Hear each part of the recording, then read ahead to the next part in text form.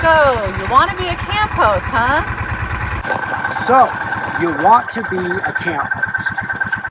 So we've been camp hosting here now for 3.5 months. And boy, have we learned a lot. So now we are going to share with you the good, the bad, and the ugly of camp hosting.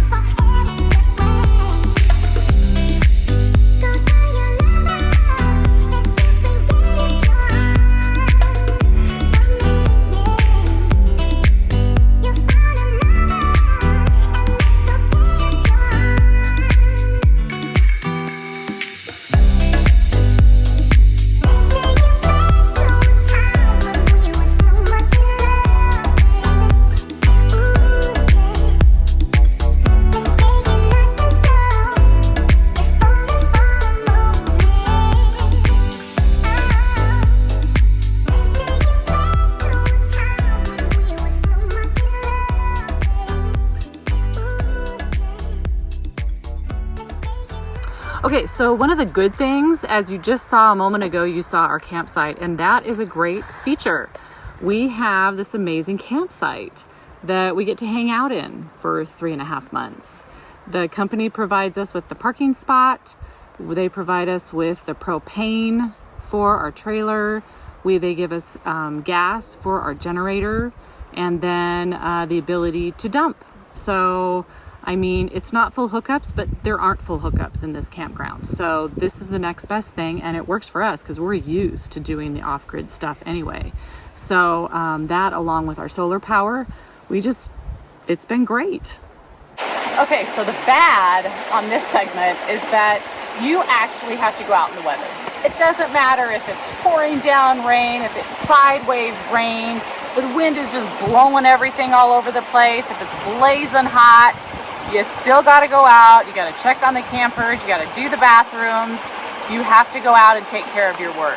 So that can be difficult. It's been raining so hard here sometimes. We still got to go out. I've put on I call them my rubber pants, my rain pants, my raincoat. We've got the hats on, and we're still going out, and we're still doing our job. It's been blazing hot here as well. I got my sleeves pulled up. I'm sweating like a crazy person, and I'm still doing my job. It is not fun, but it's part of the job. Okay, so here's the ugly. What we have really noticed is that you're basically doing adult daycare out here. People come out and they kind of forget their manners. You got to remind people it's time to shut your voices down a little bit. You got to turn the music off. It's 10 o'clock. You got to stop doing whatever it is they're doing, or bring it down a level.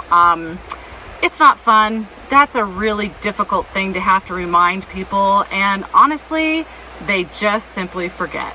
So the good for me, obviously, is working outside. I mean, look around. This place is beautiful. Part 2 of the good is, even though we work 8-9 hours a day, it's not all in a row. You work a couple hours in the morning, and then you get some time off, and then it's maybe an hour or two in the afternoon, maybe a couple hours in the evening. So you actually have some time to yourself to maybe go fishing or go for a hike. Okay, and obviously you see where I'm standing here, so this is going to be the bad part. Yeah, we are required to clean bathrooms, and in our loops, we actually have some vault toilets like this, and we actually have some flushing toilets. But I'll tell you this much, even though it's in the bad list, I actually thought cleaning these were going to be in the ugly list. In the 3.5 months here, I've only had maybe 2 where you open the door and you go, really? So this is just on the bad list and not on the ugly. So now for the ugly. You thought it was the bathrooms, but unfortunately it's not. It's some of the people. We are so close to Seattle right here. We're about 2.5 hours from Seattle. And to say it super nicely, there's people that should not camp.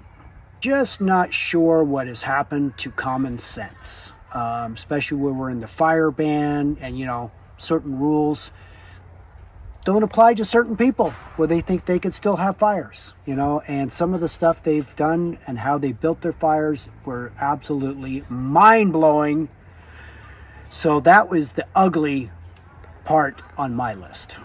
So we want to end this portion of the video on a good note, because this really does outweigh all the bad, all the ugly. Yes. I mean, and our good is the amazing people we've met. There has been some people that have just been, are you kidding me right now? But a majority of the people we have met have been amazing. Fantastic. We have made new friends that we hope to continue seeing in the future. So I can't say enough about that. And that would be at the top of the list of the good, is the people that we've met.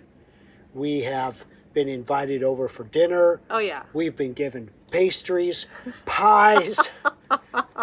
We've been offered tequila. Beverages. We've said no. But yes, the amazing people we have met. And actually, and we've already started some great friendships, and they've had us over for dinner. We've had them over for dinner. And because of the location where we're at, some of these campers come every 2 or 3 weeks, all summer long. So we see some of the same people 2, 3, 4 times. And it's so great. We actually have some campers in one of our sites just behind us here. And I pulled up, I'm like, you're back. And they're like, yeah, we got our same site. This is so great. Good to see you again. Yeah. So, I mean, a majority of the people are good, are fantastic, and we've made some good friends. Yes. So we're thrilled to be able to say that. Okay, so here's the details. We work for Rocky Mountain Recreation, which is also now Explore Us. And we work 40 hours a week, each of us. This is a paid job, and Rich and I each get 40 hours a week. We are right now at Cochise Campground, and this campground does both reservations and first come, first serve sites. And so you can go online with rec.gov and make reservations, or you can also just show up and do a first come, first serve. Okay, here's some tips if you're considering about being a camp host. Number one, you want to try to be a camp host where you like to camp. So if you're not a boondocker, you probably don't want to be a camp host in a boondock area, or just the opposite. If you don't want to be in paved full hookups and you rather be out boondocking, try to get those areas for a camp host job. So, and now that we've done this, I think the next time we do this, we're trying to be more in a boondock situation, and we've got reservations and first come, first serve in this particular campsite, and we would like to work with just first come, first serve, because reservations can kind of be a pain in the butt. Probably the best tip that I can give you, you have to be a people person, because if you're not, a camp host job is not going to be for you, because you get all kinds of questions about the area that you're in. How's the fishing? Where's the hiking? Where's the lake? Where's the water? How do I do? I mean, so you have to be a people person. Things can be very busy very quickly when you're camp hosting. You can go from nothing much going on today, to having a lot of people all at once wanting information. So you have to be able to multitask and quickly change directions based on what's going on. That I have really learned is that you have to not be afraid to approach people. Walking into their campsite, hey folks, friendly camp host here, you got to keep it down, it's after 10, or people have double parked at the beach. You got to walk down on that beach. Attention everybody, who's driving this silver vehicle? You got to get out of here, you're double parked, or whatever, blocking lanes.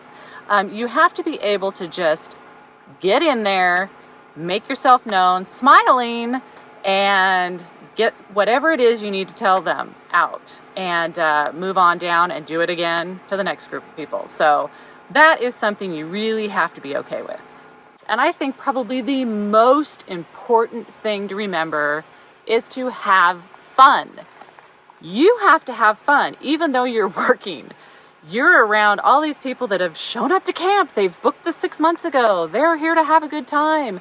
You have to be able to have fun too, even though you're working, and you really gotta keep them under control and corral them this way or that way. But remember to have fun. Enjoy the people you are working with. Enjoy your partner, your spouse, whatever you're doing. Have fun. If you're not having fun, this isn't the job for you. So would we recommend being a camp host? Absolutely. Just choose your location wisely. And thank you so much, everybody, for watching. Please subscribe. Please give this video a thumbs up. And I'm not going to give anything away, but we've got some huge plans up and coming, because we've had a lot of time to think why we've been camp hosting on other stuff, but that is yet to come.